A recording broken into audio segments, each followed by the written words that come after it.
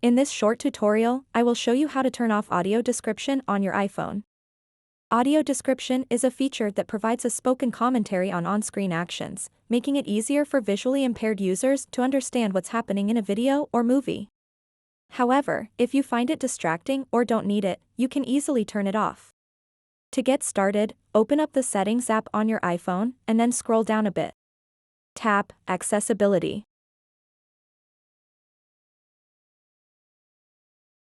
After that, tap Audio Descriptions. To turn off audio descriptions on your iPhone, simply toggle off this switch over here. So that wraps up this tutorial. If you have any questions about this whole process, please let me know in the comments section below. And if this video helped you out, please give it a big thumbs up and subscribe to this channel for more tutorial videos like this one. Thank you so much for watching and have a good day.